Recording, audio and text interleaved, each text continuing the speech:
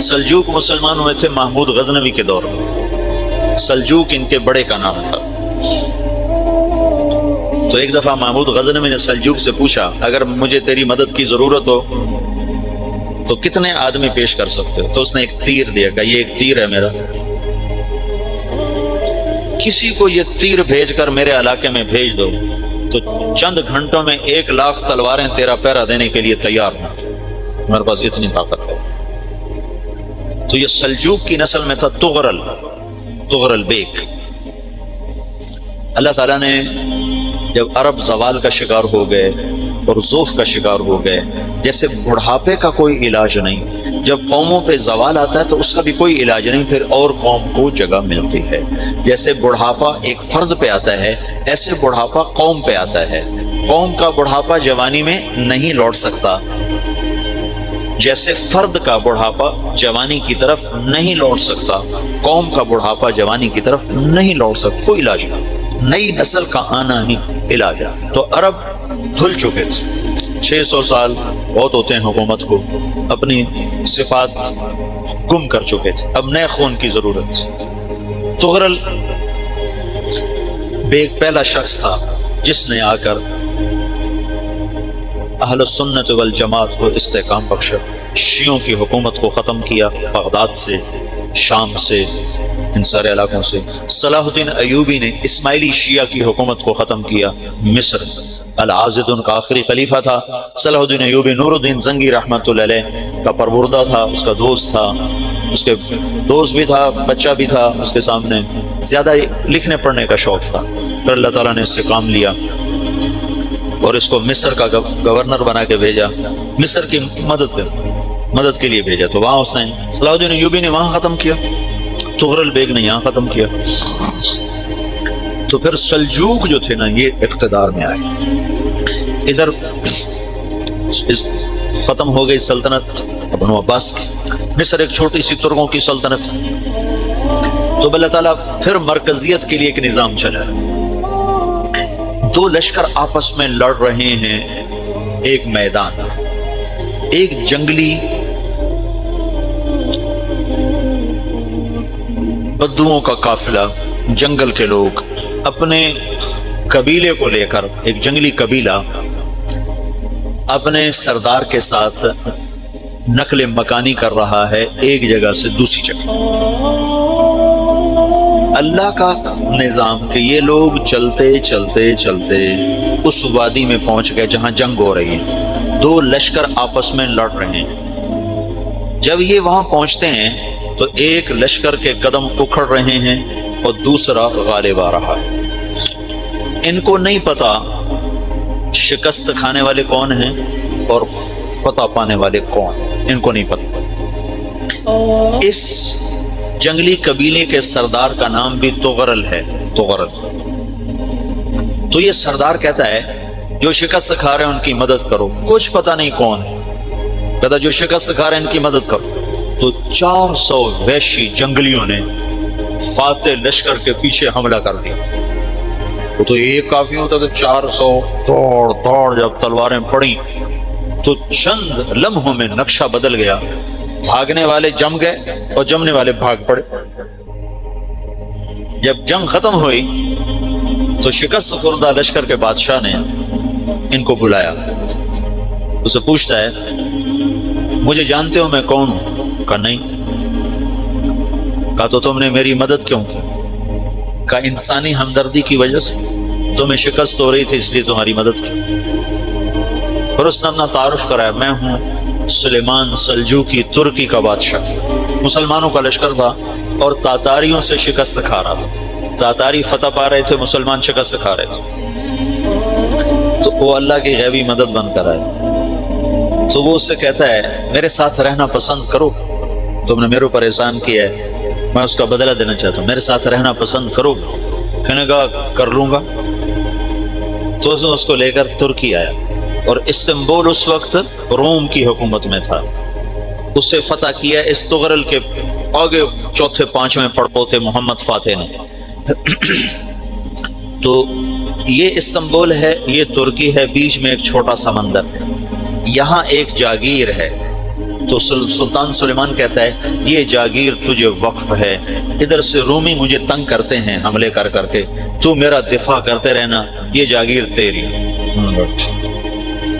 تو اس جاگیر پہ اس نے اپنے قافلے کو آباد کر دیا، اپنے قبیلے کو، اور ایک چھوٹی سی حکومت بنا لی، جو ایک صوبہ سمجھو سلمان سلجوقی کا وہ ایک چھوٹا سا صوبہ ہے۔ وہاں جب یہ رہ پڑا تو پھر یہ ایک شیخ کے بیعت ہوتا ہے، وہاں شیخ طریقے میں ان کے یہ بیعت ہونے جاتے ہیں، وہ اس کو رات اپنے پاس ٹھہراتا ہے، تو ایک کمرے میں ان کو ان کا خادم ٹھہراتا ہے۔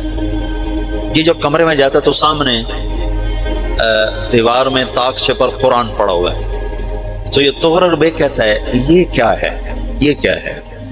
تو وہ خادم کہتا ہے یہ کتاب اللہ ہے، قرآن ہے۔ وہ اس کو وہاں چھوڑ کے باہر چلا جاتا ہے۔ وہ دیہاتی آدمی، جنگل کا رہنے والا، پہلی دفعہ زندگی میں قرآن دیکھا، وہ کہتا ہے یہ قرآن ہے، اللہ کی کتاب ہے، میں اللہ کی کتاب کے سامنے سو جاؤں، کتنی بے ادبی ہے۔ تو اس نے ایسے قرآن اٹھایا اور سر پہ رکھ لیا اور کھڑا ہو گیا، ساری رات قرآن سر پہ رکھ کے کھڑا رہا۔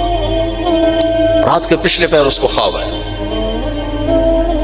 کھڑے کھڑے اس نے دیکھا کہ اس کی پشت سے ایک چاند نکلا اور شیخ کی بیٹی کے سینے میں جا کے اتر گیا۔ پھر اس لڑکی کے سینے سے ایک درخت نکلا جو پھیلتے پھیلتے پھیلتے 3 بر اعظم پہ چھا گیا، افریقہ پر، یورپ پر، ایشیا پر۔ پھر اس کی آنکھ کھل گئی، وہ کھڑا ہوا ہے، تو اس نے صبح یہ خواب اپنے شیخ کو سنایا، تو انہوں نے اپنی بیٹی اس کے نکاح میں دے دی۔ اس بیٹی سے ایک بچہ پیدا ہوا، تغرل بیگ نے اس کا نام رکھا عثمان، عثمانی ترک نام سنا ہوا، جو میں نے کل بتایا تھا کہ 1924 میں وہ خلافت ختم ہوئی۔ تو ایک بیٹا پیدا ہوا عثمان۔ عثمان نے پھر ایک نئی اسلامی حکومت کی بنیاد رکھی جو 1924 تک چلتی رہی، کوئی 800 سال یہ حکومت چلی۔ تو حکومت کا شیرازہ بکھرا لیکن پھر جڑ جاتا تھا، پر وہ قرن اول والا جوڑ کبھی نہ پیدا ہوا، ٹکڑے بن گئے۔ ان ٹکڑوں میں اللہ لوگ پیدا کرتا رہا جو دعوت دیتے رہے، دعوت زندہ رہی۔ جو تربیت کا نظام تصوف کے ساتھ تھا اب وہ تبلیغ کے ساتھ۔ بغداد ختم ہوا 616 ہجری میں، پھر چنگیز خان کا تاتاریوں کا فتنہ اٹھا ہے، اور 616 سے 656 یعنی 40 برس میں ساری اسلامی سلطنت ایسے جیسے شکستہ لکڑی میں کیل ٹھونکو تو پرزے پرزے ہو جاتی ہے لکڑی، ایسے ساری اسلامی سلطنت پرزے پرزے ہو کر زمین پر گرے۔ اور 656 ہجری میں ہلاکو خان نے بغداد کو تخت و تاراج کیا، اور 15 لاکھ آدمی ایک شہر میں دبا کر، 15 لاکھ صرف بغداد۔ سب سے پہلے جس شہر پر حملہ ہوا چنگیز خان نے کیا وہ بخارا، پھر سمرقند، پھر تاشقند، پھر اس طرح یہ خون کی ایک لہر اٹھی۔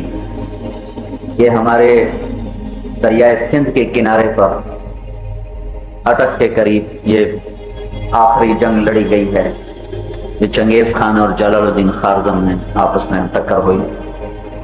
اس وقت دریائے سندھ اپنے عروج پر بہتا تھا، تو یہ خارزم شاہی سلطنت یہاں آ کے ختم ہوئی جب جلال الدین کو دریائے سندھ کے کنارے اٹک کے قریب شکست ہوئی ہے۔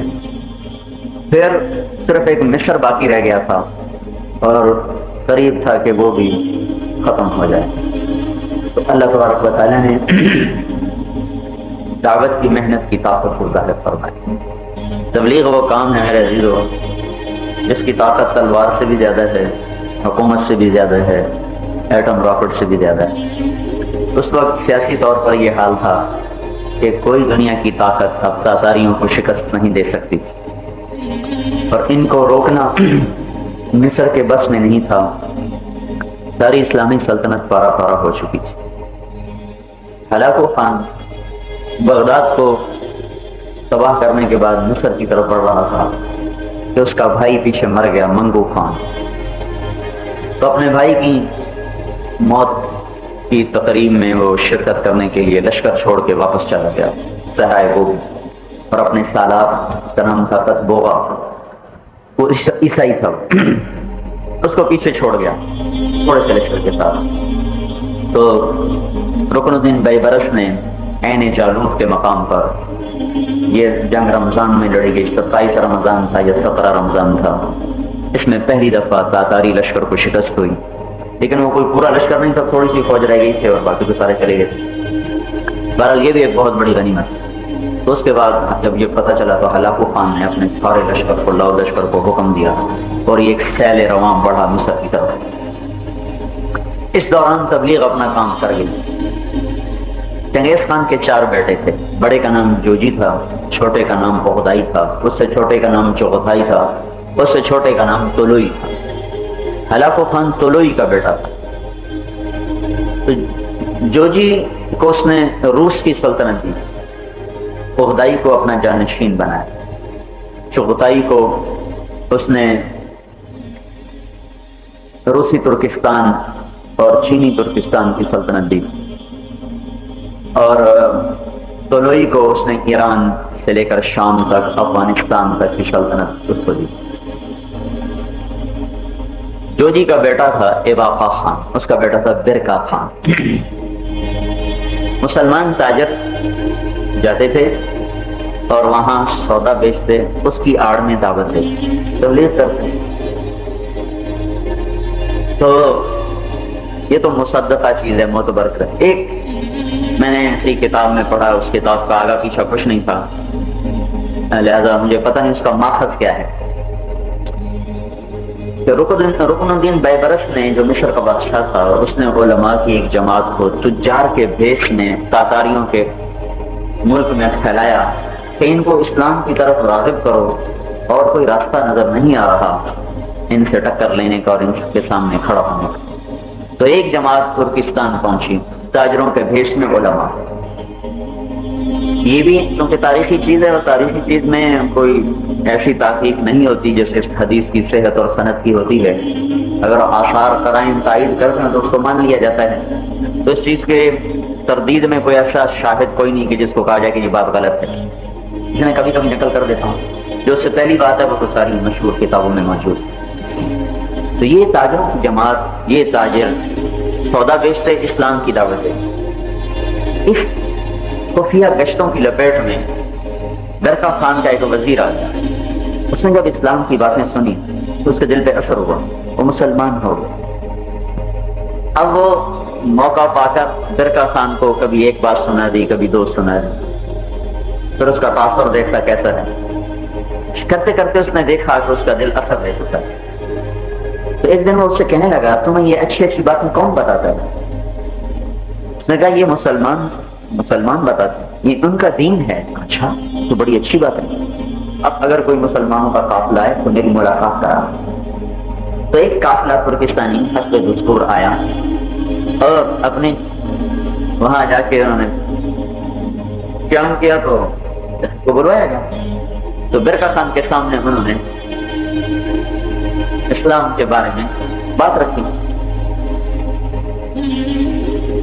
دنیا آخرت توحید رسالت۔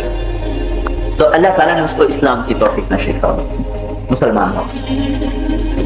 اس کے اسلام لانے پر ساری جوجی کی نسل جو وہاں آباد تھی اور جو ان کے زیر نگین تھے، اس سب نے اس نے اعلان کر دیا کہ میں مسلمان ہو چکا ہوں، جو مجھ سے تعلق رکھنے والے ہیں ان پر بھی لازم ہے کہ ہو جائیں۔ تو لاکھوں انسان ایک دن میں مسلمان ہوئے، جیسے جیسے خبر پھیلتی گئی مسلمان ہوئے۔ آپ کو گشتوں کی طاقت بتا رہا ہوں، یہ آپ دیکھتے ہیں ایسے پھر رہے ہوتے ہیں کہ اس سے کیا ہوتا ہے، ایسے بستر اٹھا کے چل پڑتے ہیں، اس سے کیا ہوتا ہے؟ یہ دیکھنے میں کچھ نظر نہیں آتا، ہلہ گلا کرنے میں تو نظر آتا ہے کچھ، ادھر کچھ بھی نہیں نظر آتا، کوئی گالی دے تو ادھر بھی چپ کر جاؤ، تو کچھ یہاں ہوتا ہوا تو نظر نہیں آتا۔ لیکن یہ کیسی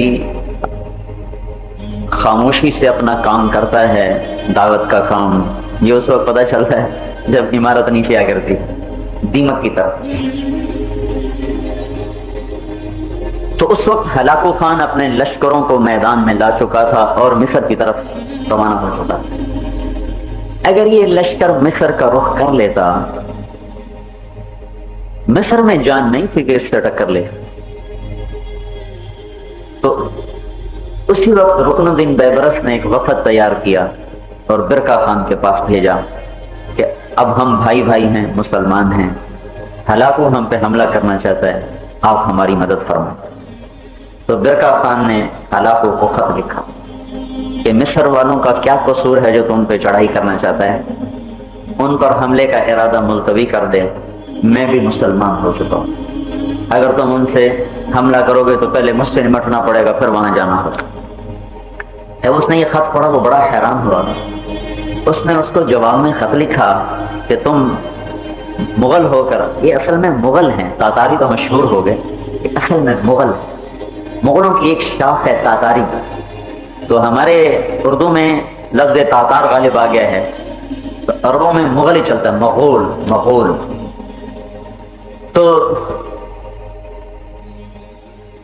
اس نے دیکھا کہ تم ایک مغل ہو کر مغل کو چیلنج کرتے ہو، تمہیں چنگیز خان کا قانون بھول گیا؟ تو اس نے اپنے قانون میں لکھا تھا کہ دو مغلوں کی تلوار آپس میں نہیں ٹکرانی چاہیے۔ چنگیز خان مسلمانوں کے لیے بہت ظالم تھا اور اللہ پاک کا ایک عذاب تھا، لیکن اپنی ذات میں وہ شخص کوئی حیرت انگیز صلاحیتوں کا مالک تھا، اتنی صحرائی زندگی، جاہل، ان پڑھ، لیکن اس نے اتنی بڑی سلطنت کی بنیاد رکھی، اس کے قانون بنائے، اس کے طریقے بنائے، محکمے ایجاد کیے، شعبے بنائے، کیا کیا وہ شخص کر گیا ان پڑھ ہو کر، حیرت ہوتی۔ تو اس کا جواب برقع خان نے دیا کہ چنگیز بھی کافر تھا، تو بھی کافر ہے، اب میں مسلمان ہو چکا ہوں، تیرا میرا رشتہ ختم ہو چکا ہے، میرا رشتہ اب اسلام کے ساتھ ہے، تو بڑھے گا تو میری تلوار تیرا راستہ روک لے۔ تو اسے یقین نہیں آیا کہ یہ بات صحیح ہے، یقین نہیں آیا، لہذا وہ لشکر لے کر بڑھتا رہا۔ تو پھر برقع خان نے اپنی فوجوں کو حکم دیا، تو مصر پہنچنے سے پہلے برقع خان نے اس کو آن دیا اور یہ دونوں لشکر آپس میں ٹکرائے، دو ہاتھی، نہ یہ گرے نہ وہ گرے، ہاتھی گرتا تھوڑی، لڑ لڑ لڑ لڑ، یہ ہوا کہ ہلاکو کا رخ مصر کی طرف پھرنے کی بجائے اللہ پاک نے آپس میں ان کو ٹکرا کر اس کی طاقت کو کمزور کر دیا۔ پھر انہی جنگوں میں ہلاکو زخمی ہوا اور گھوڑے سے گرا، 5 کا رکاب میں اٹک گیا اور گھوڑا اس کو لے کے بھاگا، تو اس کا سر 3-4 پتھروں سے ٹکرایا، اسی میں وہ خبیث 42 سال کی عمر میں ختم ہو گیا۔ تو یہ ایک 40 سال کا ایسا عرصہ آیا کہ یوں لگتا تھا کہ اب اسلام ختم ہے۔ علماء نے لکھا ہے کہ جتنا اسلام نے مسلمانوں کو سنبھالا ہے اتنا مسلمانوں نے اسلام کو نہیں سنبھالا۔ اللہ نے اسلام کو جو باقی رکھنا ہے، جب تک سورج مغرب سے نہیں نکلتا تو اسلام تو باقی رہے گا، اور اسلام کوئی ہوائی چیز تو ہے نہیں ہے کہ زندگی ہے، زندگی انسانوں میں آتی ہے، تو لہذا انسانوں کو باقی رکھا جائے گا اس اسلام کے حفاظت کے لیے۔ تو اس لیے یہ کہا جاتا ہے کہ اسلام نے جتنی مسلمانوں کی حفاظت کی ہے اتنی مسلمانوں نے اسلام کی حفاظت نہیں کی۔ تو یہ ایک 40 سال کا ایک بڑا عرصہ آیا ہے خوفناک قسم کا، جس میں لگتا تھا کہ اب گیا اب گیا اب گیا، لیکن اللہ پاک نے تاتاریوں کو ایمان کی دولت نصیب فرما دی۔ پھر اسی ہلاکو کا پڑپوتا تیمور تغلق، اسی ہلاکو کا تیمور، وہ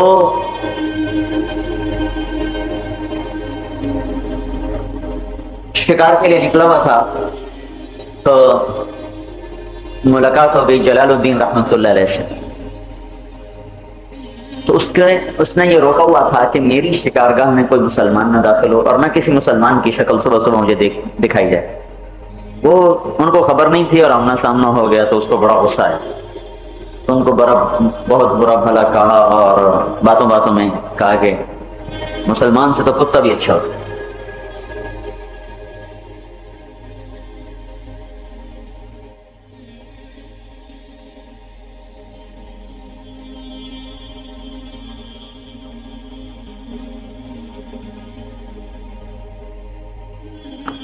تو کہنے لگے ہاں اگر میرا خاتمہ ایمان پہ نہ ہو تو میں کتے سے بھی بدتر ہوں۔ اگر ایمان پہ ہو جائے پھر میں کتے سے اچھا ہوں۔ تو کہنے کا ایمان کیا ہوتا ہے؟ تو انہوں نے اس کو دعوت دی۔ یہ پھر آپ کو گشت کی طاقت بتا رہا ہوں کہ ان گشتوں سے، مرے مرے گشتوں سے کیا ہو جاتا ہے، اس سے کیا ہوگا، اس سے کیا ہوگا۔ اس کو بڑی اچھی لگی، انہوں نے کہا اچھا ایسا کرو، ابھی تو میں ولی العہد ہوں، جب میں بادشاہ بن جاؤں پھر میرے پاس آ۔ تو اس کے بادشاہ بننے سے پہلے ان کا انتقال ہو، تو انہوں نے اپنے بیٹے تھے رشید الدین، ان سے فرمایا کہ جب وہ بادشاہ بن جائے تو اس کو جا کر میری ملاقات یاد دلانا، اس کو دعوت دینا۔ ٹھیک۔ تو مراغہ تھا اس کی سلطنت کا دارالحکومت، مراغہ پتہ نہیں کہاں تھا، یہی کہیں تھا، ایران اور ترکستان کی حدود کافی کہیں ہوگا۔ تو جب وہ بادشاہ بنا تو یہ وہاں پہنچے، انہوں نے اس تک ملنے کی کوشش کی، کوئی راستہ نہیں ملا، تو آخر انہوں نے کیا کیا، ایک دن صبح صادق کے قریب، اس کے محل کے قریب ہوتے گئے وہ جا کر زور سے اذان پر اس کی آنکھ کھلی، اس نے کہا کہ کون بدتمیز ہے جو محل کے پاس شور مچا رہا، پکڑ کے لاؤ۔ گرفتار کر کے لایا گیا تو ایک منحنی سا نوجوان، تو کیا بلا ہے، کون؟ کہا جی آج تک ملاقات کا کوئی راستہ نہیں تھا، یہ طریقہ اختیار کیا ہے۔ کیوں کیا ہے؟ کہا میرے باپ کی آپ سے ملاقات ہوئی تھی، یہ قصہ ہوا۔ میں نے کہا ہاں مجھے یاد آ گیا۔ کہ اچھا اب بتاؤ، جب اس کو دعوت دی تو وہ مسلمان ہو گیا، تو اس نے اپنے ایک وزیر کو بلایا، کہنے لگا میں مسلمان ہو گیا ہوں، تیرا کیا خیال ہے؟ اور کہنے لگا میں تو پہلے ہی ہوا پڑا تھا، آپ سے چھپائے کرتا تھا۔ میں کہا اچھا میرے باقی وزیروں کو بلا، باقی وزیروں کو بلائے گا، ہاں بھائی تم کیا کہتے ہو؟ انہوں نے کہا جی جو آپ کا دین ہوئی ہمارا الناس والا دین ملوک ہے۔ کہ اچھا میرے سالار کو بلایا، ہاں بھائی تم کیا کہتے ہو؟ انہوں نے کہا جی میں تو تلوار کی زبان سمجھتا ہوں، میری تو ساری زندگی جنگوں میں گزری ہے، یہ میرے غلام سے کشتی کر لے، اس کو گرا دے تو میں مسلمان ہو جاؤں گا، نہیں تو نہیں۔ اور اس کا غلام ایسی بلا تھا، اونٹ کو اکیلا اٹھا لیتا، 5 سالہ اونٹ کو اٹھا لیتا۔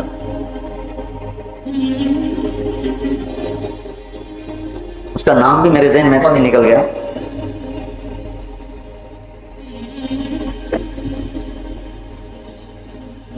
اس نے کہا یہ تو کوئی انصاف نہیں، یہ درویش آدمی یہ کیا جانے کشتی، بھائی تو دلائل کی بات کرو، کہ دلائل میں سمجھتا ہی نہیں، میں تو دھوبی پٹکا سمجھو، کوئی اٹھا کے پھینک مارے پر ٹھیک ہے۔ انہوں نے کہا جی میں تیار ہوں، میں تیار کروں گا، ایسے کشتی کروں۔ اگلے دن مقابلہ طے ہو گیا، سارے لوگ کٹھے ہوئے، اور وہ بیچارے نحیف کمزور، وہ جو اونٹ اٹھا لے وہ کیا بلا ہوگا، وہ سوچ۔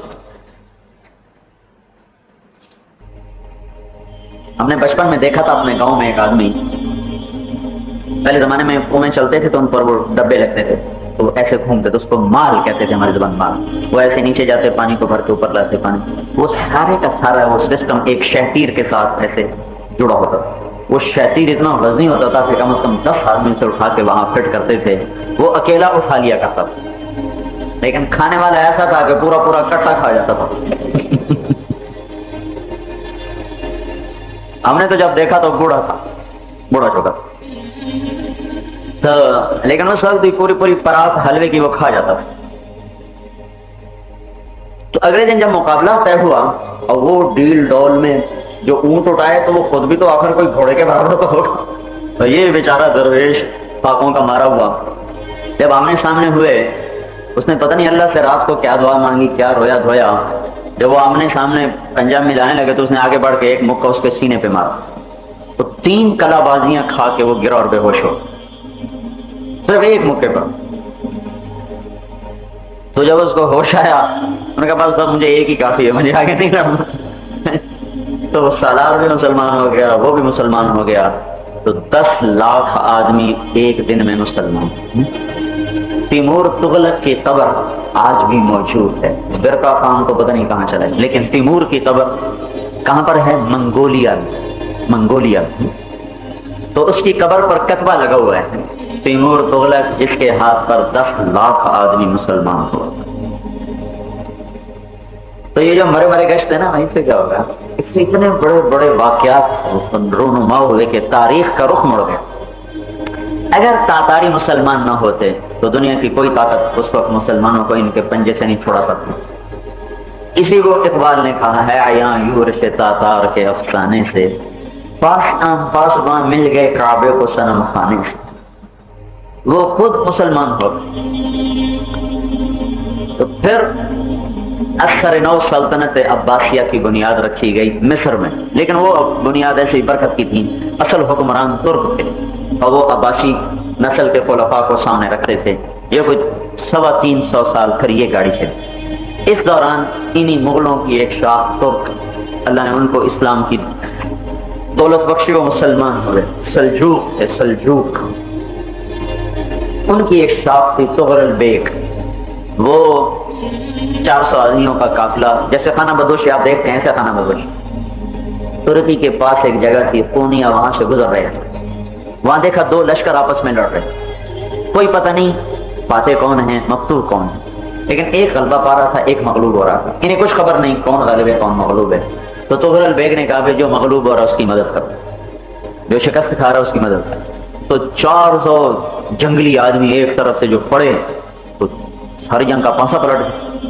तो फाते मकतूब हो गए, मकतूब फाते हो गए, गालिब मगलूब हो गए, मगलूब गालिब हो गए, सर पट भागे, उनको जाए पनाह ना मिल रही हो।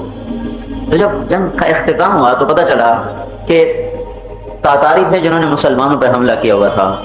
सुलेमान सल्जूकी था तुर्की का बादशाह जो शिकस्त खा रहा था, और तातारियों की एक शाख थी जो उन पर हमला आवर से रोकाते हो रही। तो इनके हमले से तातारी भाग उठे और वो तो उसको उन्होंने बुलाया सुलेमान ने, कहा मुझे पहचानते हो? कहा नहीं। कहा तो फिर मेरी मदद क्यों की तुम? कहने लगा इंसानी हमदर्दी की वजह से। तो उसने कहा मेरे पास रहना पसंद करोगे? कहने लगा हम तो मुसाफिर आदमी है, कर लें।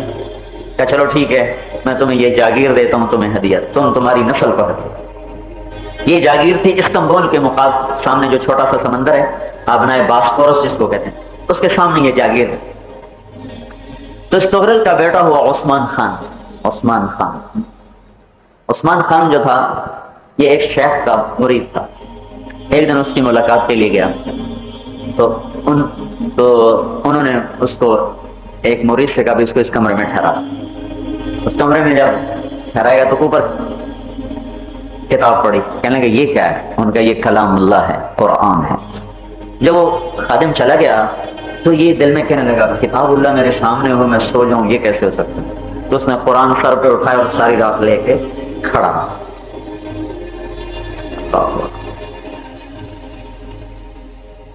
तो खड़े खड़े उसको पिछले पैर ख्वाब आया, ऊँगते हुए ख्वाब आया कि इसकी पुश्त से एक चांद निकला और उसके शेख की बेटी के सीने में दाखिल हो गया। फिर वहां से एक दरख्त निकला जो बढ़ते बढ़ते बढ़ते बढ़ते बढ़ते यूरोप, एशिया और अफ्रीका पे छा गया।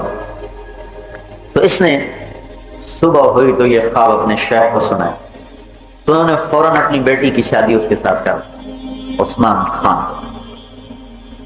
खान फिर सल्तनत उस्मानिया का बानी बना, जिन्होंने 800 बरस फिर इस्लामी इक़्तिदार को आगे धक्का दे दिया।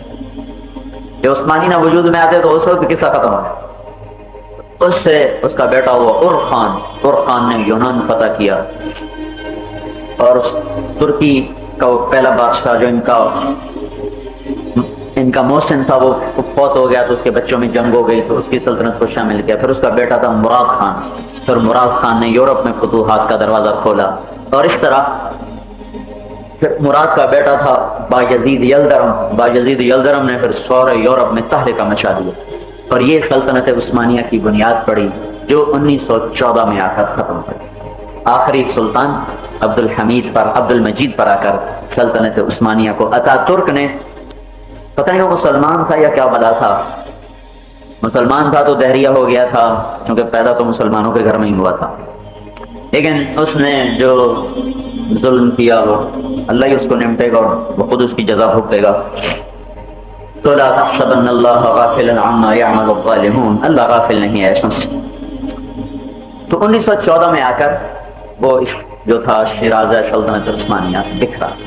ये मैंने खतरे में आया तो किसी और ज़हन से था आपसे बात करना, बात तारीख की तरफ चली गई, बिल्कुल मेरे ज़हन में नहीं था मैंने आपसे ये बात करना वल्लाह। तो बताना मैं ये चाहता था भाई, बर्रे सगीर हिंदो पाक बांग्लादेश में جو یہ مدارس ہیں یہ اللہ کا ایک غیبی نظام تھا جس سے وجود میں آئے. ہمارا زوال شروع ہوتا ہے 17ویں صدی سے. 1757 میں ہمیں پلاسی کی جنگ میں شکست ہوئی, سراج الدولہ کو بھی شکست. تو پھر یہ عمارت گرتی 1857, 1957, 2002, اب 250 سال ہو چکے ہیں. 250 سال سے اب یہ زوال پذیر نہیں ہے, بلکہ زوال کی ان پستیوں میں ہے کہ جس کے آگے کوئی پستی ہے نہیں. اتنا لمبا زوال اسلامی سلطنت پر کبھی نہیں آیا. 90 برس زیادہ سے زیادہ آیا جو میں نے آپ کو بتایا, وہ بھی مجموعی طور پر نہیں, ایک حصے پر آیا. 40 برس مجموعی طور پر آیا, لیکن اسی میں اللہ نے انہی قوموں کو مسلمان بنا کر جو اسلام کے مٹانے والی تھی, پھر اسلام کو زندہ اٹھا دیا. اب پچھلے 250 سال سے ہم گرے پڑے, اب مرے کو مارے شاہ مدار, اب یہ مرے ہوئے کو مار رہی ہے باطل قومیں اور باطل طاقتیں, مرے ہوئے کو مار. 1857 میں جب جنگ آزادی کی تحریک اٹھی اور پھر آ کر وہ مرزا الہی بخش اور نجف خان اور نواب شجاع الدولہ ان کی سازش سے ناکام ہو گئی, تو اصل میں تو زوال 2-3 آدمیوں کی وجہ سے نہیں آتا, پورے مجموعے کی وجہ سے آتا. نام لگ گیا میر جعفر کا, نام لگ گیا میر صادق, نام لگا الہی بخش اور شجاع الدولہ نجف خان, لیکن وہ تو مجموعی طور پر امت اپنی صفات قیادت ختم کر چکی تھی. تو جب صفات ختم ہو جائیں تو اللہ تعالیٰ منتقل کر دیتا ہے اقتدار اوروں کی طرف, نظام اللہ کے ہاتھ. تو جب یہ دیکھا کہ اب یہ تو کام ختم ہو گیا, 1857 میں ہمارے اکابر نے حصہ شاملی, جہاں مولانا گنگوہی صاحب نے اور حاجی صاحب نے اور حافظ دامن صاحب نے جنگ لڑی, وہ میں جگہ خود جا کے دیکھا ہے. شاملی میں گیا, اسپیشل گیا دیکھنے کے لیے. اور وہ جگہ تو سامنے نہیں, وہ تو بہت بڑا شہر بن چکا ہے, پہلے چھوٹا سا قصبہ تھا. بہرحال وہاں حافظ دامن صاحب شہید ہوئے, گنگوہی کی گود میں گولی لگی شہید ہوئے. حاجی صاحب کو مفرور ہونا پڑا, وہ ہجرت کر گئے, مکہ مکرمہ میں چلے گئے. مولانا نانوتوی صاحب رحمۃ اللہ علیہ روپوش ہو گئے. تو اب یہ بات کھل کے آ گئی کہ اب یہ سامنا کرنا مشکل. تو اسلام میں عروج کے زمانے کے احکام اور ہیں اور زوال کے زمانے کے احکام اور ہیں. ہم سے یہ بڑی غلطی ہو رہی ہے کہ ہم عروج کے زمانے کے احکام کو آج زوال کے زمانے میں نافذ کرنا چاہتے ہیں. تو یہ تو بات ہو نہیں سکتی. زوال کے زمانے کے جو اصول اور ضوابط ہیں وہ ہمیں صلح حدیبیہ سے ملیں گے, مکی زندگی سے ملیں گے. عروج کے زمانے کے جو اصول و ضوابط ہیں وہ ہمیں مدنی زندگی سے ملیں گے, خلافت راشدہ سے ملیں گے. وَتِلْكَ الْأَيَّامُ نُدَاوِلُهَا بَيْنَ النَّاسِ کا لفظ یہ آیت بتاتی ہے کہ مسلمان ہمیشہ عروج میں نہیں رہیں گے, کبھی زوال آئے گا کبھی عروج آئے گا. تو جب زوال آئے گا تو کیا کرنا چاہیے, تو اس کے بھی تو اصول موجود ہونے چاہیے. صرف عروج کا ہم ایسے تھے لہذا اب تو ہم ویسے نہیں ہیں. پدر امام سلطان وہ تو میرا ابا تھا, میں تو ویسا نہیں ہوں, تو میں کیا کروں, میرے لیے تو وہ حکم نہیں ہے جو اس کے لیے تھا. تو لہذا یقیناً ہمیں سیرت سے, صحابہ کی زندگی سے ہی ہر دور کے اصول مل جائیں. تو جب ہم کو اس وقت نافذ کرنے میں کامیاب ہو جائیں گے تو اس سے اگلی سطح اللہ خود بخود پیدا فرماتا. تو یہ بات کھل کے سامنے آ گئی کہ اب ٹکرانے کا کوئی فائدہ نہیں, سوائے اس کے کہ اخلاص کے ساتھ جان چلی جائے گی اور ہاتھ میں کچھ نہیں آئے گا. تو 1857 کے بعد 1864 میں مولانا قاسم صاحب نانوتوی رحمۃ اللہ علیہ نے دیوبند میں چھوٹے سے مدرسے کی بنیاد. یہ مدرسہ ایک دفاعی کے نظام تھا کہ اب دین بچایا جائے, کہیں اسپین والا حال نہ ہو جائے نا کہ ایک مسلمان بھی 800 سال کی حکومت کے بعد ایک مسلمان نہ ملے. تو 1864 میں جیسے آپ کا چھپر ہے ایسے ایک چھپر ڈالا گیا, اور ایک چھپر مسجد کا ڈالا گیا, اور وہاں تعلیم شروع ہوئی. ایک انار کا درخت تھا جس کے نیچے وہ تعلیم شروع ہوئی. پڑھانے والا بھی محمود الحسن تھا اور پڑھنے والا بھی محمود الحسن تھا. استاد کا نام بھی محمود الحسن اور شاگرد کا نام بھی محمود الحسن. وہ انار کا درخت کوئی کرامتن کہا جائے یا معجزتن کہا جائے اب بھی سرسبز کھڑا ہوا ہے. میں 1989 میں گیا تھا, چھپر والی مسجد کہلاتی تھی, اب تو سنگ مرمر کی بن چکی تھی, لیکن نام وہی چلا آ رہا ہے چھپر والی مسجد. یہاں چھپر ڈالا گیا تھا. اب تو میں نے کہا جب چھپر یہ ہے تو پتہ نہیں محل کیا ہوگا. تو سنگ مرمر اور بڑا خوبصورت اس کا نقشہ بن چکا تھا. مولانا سعید خان صاحب رحمۃ اللہ علیہ کے ساتھ میں گیا تھا، ان کا عشاء کے بعد بیان تھا، تو انہوں نے فرمایا بیان تو کر، میں دعا کراؤں گا، تو میں نے بیان کیا، مولانا نے دعا کروائی۔ تو اس کے صحن کی جو مشرقی دیوار ہے، مشرقی دیوار کے ساتھ وہ درخت اب بھی سرسبز کھڑا ہوا ہے۔ انار کی عمر 20 سال سے زیادہ نہیں ہوتی، پھل دینے کی عمر 10 سال ہے، 10 سال کے بعد انار کو اکھاڑ دیا جاتا ہے اور نیا انار، میں ذمہ دار ہوں تو آپ کو اپنی زراعت کا تجربہ ہوتا ہے، ہمارا اناروں کا اپنا ذاتی باغ تھا، ہم نے اپنے ہاتھوں سے اکھاڑ دیا ہے، ہاتھوں سے اکھاڑ دیا۔ کس لیے اکھاڑ دیا؟ اب وہ پھل دینے کے قابل نہیں تھا۔ 10 سال سے زیادہ، 15 سال انار درخت پھل نہیں دیتا اور 20 سال سے زیادہ ہرا نہیں رہتا، پھر اس کو نکالنا ہی پڑتا ہے۔ پتہ نہیں وہاں کیا دم کر کے بیٹھے تھے وہ لوگ، آج تک وہ درخت ہرا بھرا کھڑا، مطلب پھل نہیں ہے اس پر، لیکن اس کی ہریالی میں فرق ہوئی۔ انہوں نے ایسے بنا دیا چھوٹی چھوٹی ایک دیوار اور اس کے اندر وہ درخت کھڑا ہوا ہے۔ تو اس درخت کے نیچے ایک استاد اور ایک شاگرد نے بسم اللہ کی، رب یسر ولا تعسر کے ساتھ، اور انہیں خبر نہیں تھی کہ آگے کیا کیا نقش وجود میں آنے والے، ان کو خواب و خیال میں نہیں تھا کہ یہ کیا ہونے والا۔ تو یہ 1864 میں اس کی بسم اللہ ہوئی 2 چھپر کے ساتھ، اور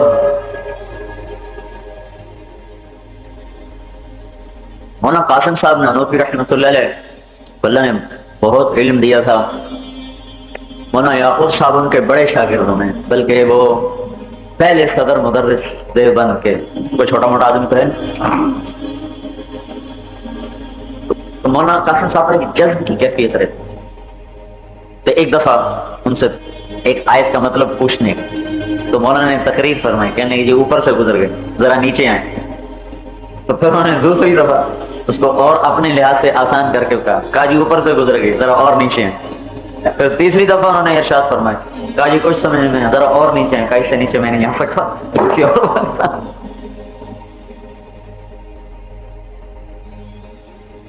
ایک نیلی لنگی باندھتے، ایک کرتا ہوتا تھا، بس ایک لاٹھی، اور ایک چادر سے ہوتی تھی، وہ جب گرمی ہوتی تو لاٹھی کے اوپر کر کے نا تو ایسے اس کا سایہ کر کے چلا کرتے تھے۔ فرمایا کرتے تھے اگر یہ علم کا دم چھلا نہ لگا ہوتا تو دنیا کو خبر بھی نہ ہوتی کہ قاسم بھی کوئی آیا تھا اور چلا گیا تھا، ایسا اپنے آپوں میں گم کر دیتا۔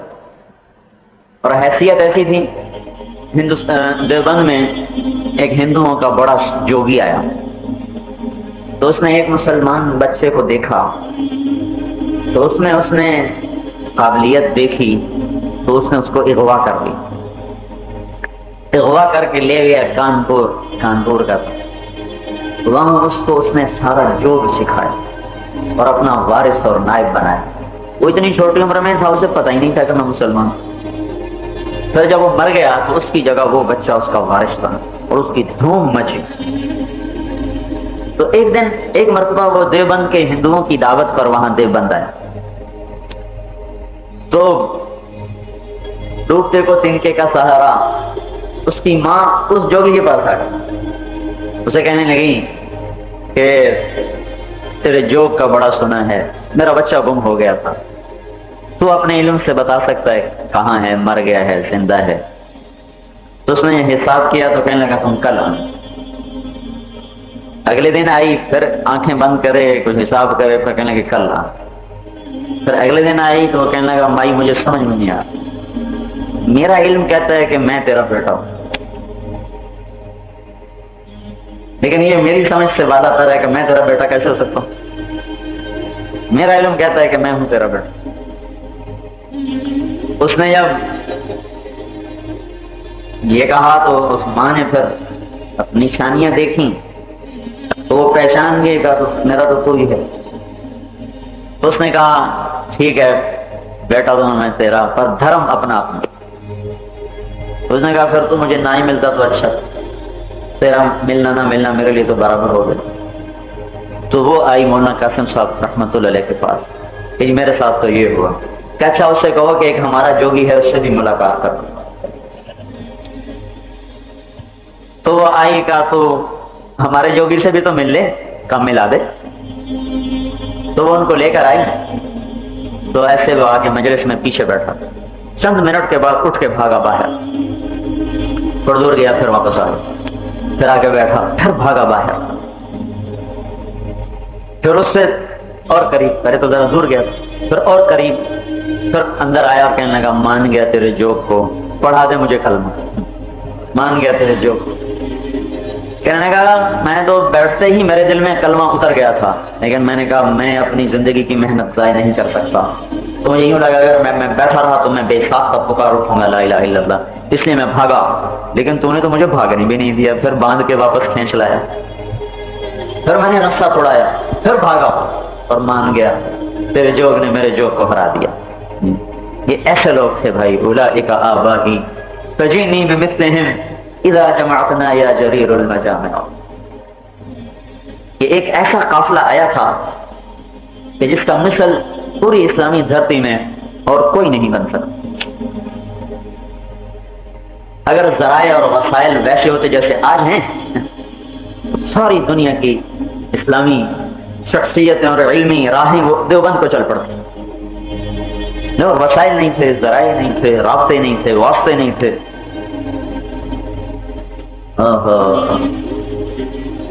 کیا ہے وہ؟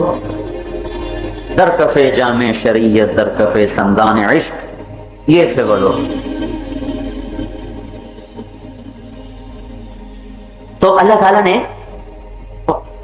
انگریز کی طاقت کو ایک چھوٹے سے مدرسے کے سامنے عاجز کر دیا، چھوڑو کہ وہ ہمیں صرف شکست دینے پر راضی نہیں تھے، ان کا وجود مٹا دیا جائے جیسے اسپین سے مٹا دیا گیا، یہ تھے، یہ کون کہتا۔ اللہ تعالیٰ پھر اختلاف امت رحمہ، پھر انور شاہ صاحب رحمۃ اللہ علیہ کشمیری کا اختلاف ہوا تو وہ وہاں سے ڈابھیل چلے گجرات۔ گجرات ہندوؤں کا گڑھ، اب دیکھا نہیں ہمیشہ کتنے گجرات پر، اور گجرات کوئی ذہن کی سرزمین ہے۔ محمد علی جناح بھی گجراتی تھا اور گاندھی بھی گجراتی تھا، دونوں لیڈر گجراتی، ہمارا بھی لیڈر پاکستان کا بھی گجراتی، اور ہندوؤں کا جو گاندھی وہ بھی گجراتی۔ گجرات میں تابعین کے قدم پڑے اور تابعین کی قبریں موجود تھیں، پتہ نہیں اب ہیں کہ نہیں، موجود تھیں وہاں۔ اس طرف سے ساحل سمندر کے قریب ہونے کی وجہ سے یہاں عرب کے قافلے تجارتی آئے اور اسلام یہاں پھیلا۔ تو وہاں مولانا انور شاہ صاحب رحمۃ اللہ علیہ سے اللہ تعالیٰ نے بنیاد رکھوا دی، اور اس سارا جنوبی ہند وہ اس کے ساتھ جڑتا چلا گیا، اور وہاں ایک نیا چشمہ پھوٹ پڑا۔ پھر اللہ تبارک و تعالیٰ نے سہارنپور میں ایک مظاہر علوم کے نام سے ایک شاخ زندہ کر دی، اور پھر اس کا ایک نظام چل پڑا تبلیغ کا کام نہیں، مظاہر علوم کی شاخ، وہاں سے یہ کام اٹھا۔ پھر لکھنؤ رافضیت کا گڑھ تھا، مولانا محمد علی منگیری کے ذریعے سے اللہ تعالیٰ نے ندوۃ العلماء کی بنیاد رکھوائی، اور جہاں اللہ تعالیٰ نے ایسی شخصیتیں پیدا کی۔ پچھلی صدی کی سب سے بڑی علمی شخصیت ابو الحسن علی الندوی کو تسلیم کیا گیا۔ پچھلی صدی میں 2 آدمیوں کو بیت اللہ کی چابی پیش کی گئی اعزازاً۔ بیت اللہ کی چابی تو آل بنو شیبہ کے پاس ہے، جو آپ نے کہا تھا خذها خالدا خذه خالدا تالدا، لے لے ہمیشہ تیرے پاس رہے گا۔ آج بھی وہ بنو شیبہ کے پاس۔ تبلیغ کے کام کی برکتیں کیا کہیں بھائی، وہ جو بنو شیبہ کا اس وقت ہے چابی بردار، وہ کچھ دن لگانے ریمنڈ آیا تو ہماری سلام دعا ہو گئی۔ 1996 میں مولانا سعید خان صاحب کے ساتھ ہمارا سفر ہوا 4 مہینے کا، تو اس میں کوئی 1.5 مہینہ ہم رکے حجاز مقدس۔ مولانا رحمت اللہ علیہ کی عادت تھی بس حج کے 5 دن کے بعد کہتے فوراً چلو مدینے، تو ہم نے 13 کو رات کو طواف ودا کیا، چلو مدینے، رات ہوئی، ہم نے کہا جی رات تو اٹھا رہے گا نہیں، چلو، ہم چل پڑے۔ کچھ دن گزرے تو پھر ہم نے کہا جی ہمیں تو مکے میں ٹھہرنا ہی نہیں ملا، تو اب واپسی ہے، قطر جانا ہے، امارات جانا ہے، تو ہمیں 10 دن کی چھٹی دے دیں، ہم یہ 10 دن حرم میں لگا دیں۔ کہیں گے چلو ٹھیک، میں بھی تمہیں چھوڑنے چلوں، تو ہمارے ساتھ تشریف لائے، جماعت کو یہاں چھوڑا اور خود واپس چلے، تو ہم وہاں ٹھہر گئے۔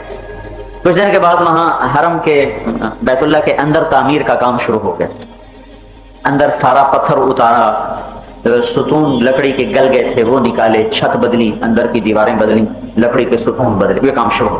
تو انہوں نے سارے بیت اللہ کے چاروں طرف بڑی بڑی قد اعظم ایک دیوار بنا دی لکڑی کی، اندر کوئی نہیں جا سکتا.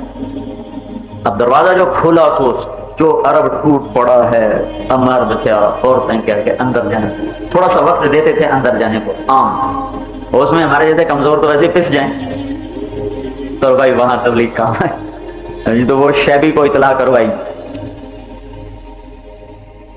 وہاں تبلیغ کام ہے، تو وہ شیبی کو اطلاع کروائی. تو وہ آتا تھا، اتنی موٹی چابی میں نے دیکھی، اتنی بڑی چابی ریشم میں، سبز ریشم میں ڈھکی ہوئی، سونے کی چابی، یا اوپر سونے کا پانی چڑھا ہوا ہوگا، اتنی لمبی بات اس کیسے کھولتا ہے. تو پھر اس کے بعد کوئی بادشاہ نے داخل ہونا تو وہ جاتے ہیں، کوئی اور تو ہم نے ہمارے ساتھی تھے استاد عبدالغفار، انہوں نے اندر کارڈ بھجوایا، تو اس نے 2 سپاہی بھیجے کہ ان کو فوراً اندر بلاؤ. تو ہمیں وہ مجمع میں سے کھینچ کے اندر لے، سارا مجمع باہر اور ہم بڑے آرام سے اندر. تو اندر جا کر ایک حیبت داری ہو نا، جلدی کرے، ادھر منہ کر کے 2 نفل پڑے، پھر ادھر منہ کر کے 2 نفل پڑے، پھر ادھر منہ کر کے 2 نفل، پھر ادھر منہ کر کے 2 نفل پڑے، پھر ادھر منہ کر کے 2 نفل پڑے، پھر ادھر منہ کر کے 2 نفل، پھر ادھر منہ کر کے 2 نفل، مطلب چاروں طرف دعا مانگی. 2 دفعہ اللہ اپنے اندر لگے، 2 دفعہ. تو وہاں جو کام کر رہے تھے مستری، وہ یہ ملتان کے تھے، اور میں نے کہا ایک پتھر تو دے دو. میں نے کہا شرطہ مریشی، شرطے اوپر کھڑے، شرطہ مریشی. تو بڑی احتیاط کر رہے تھے، سارا کچھ جو بیگوں میں بند کرتے تھے، پھر آگے باہر ریڑیاں سے ان پہ لاد کر پتہ نہیں کہاں جا کے اس کو دفن کر رہے تھے. تو میں نے کہا پیر نہ لت مارے نا میرے یار. میں دور میں سینٹر میں بیٹھا دعا مانگ رہا تھا، تو اس نے ایسے لات ماری تو 2-3 پتھر لڑک کے میرے پاس آ گئے. تو شرطہ کب تک میری طرف دیکھتا، جب اس نے تھوڑا سا دائیں بائیں دیکھا تو میں نے تینوں اٹھا کے جیب میں ڈال لیا، وہ میرے پاس پڑے ہیں اب بھی. اور وہ لکڑی کے جو ستون تھے ان کو ایسے دیکھتے کے بہانے میں نے ایسے انگلی ماری، وہ بالکل کھپ ہو چکے. تو ایک اتنی بڑی لکڑی ٹوٹ گئی، وہ میں نے دبا لی اپنی ہتھیلی میں اور وہ بھی چھپا کے لے آیا. تو یہ دو چیز کی سوغات مجھے ملی. تو اللہ تعالیٰ نے وہ ذریعہ بنایا تبلیغ کے کام کو، بھائی وہاں اللہ نے ہمیں پہنچا دیا.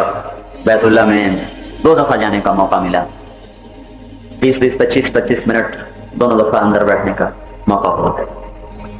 تو کیا بات مولانا ابو الحسن علی ندوی رحمۃ اللہ علیہ پچھلی صدی کی 2 شخصیتیں جن کو اعزازاً، ایک شاہ فیصل مرحوم، اس کو بیت اللہ کی چابی اعزازاً پیش کی گئی، اور ایک ابو الحسن علی الندوی، ان کو بیت اللہ کی چابی اعزازاً پیش کی گئی. سعودی حکومت نے بھی علمی خدمات کا سب سے بڑا اعزاز ان کو دیا، اور امارات کی حکومت نے بھی علمی خدمات کا سب سے بڑا اعزاز ان کو دیا. یہ بھی لکھنؤ سے چشمہ کھولا. فضائے بدر پیدا کر، فرشتے تیری نصرت سے اتر سکتے ہیں گردوں سے قطار اندر قطار. اب سوشل میڈیا کا زمانہ ہے، ایسی وہ واقعات میں نے دیکھی تو نہیں، میں نے سنی ہے کہ وہ انڈیا کا مذاق اڑا رہے ہیں، مذاق اڑا رہے ہیں. نہیں، مذاق نہیں اڑانا ہے، شکر ادا کر. بدر کی لڑائی ہے اور اللہ اپنے نبی سے فرما رہے ہیں وَمَا رَمَيْتَ إِذْ رَمَيْتَ وَلَكِنَّ اللَّهَ رَمَى.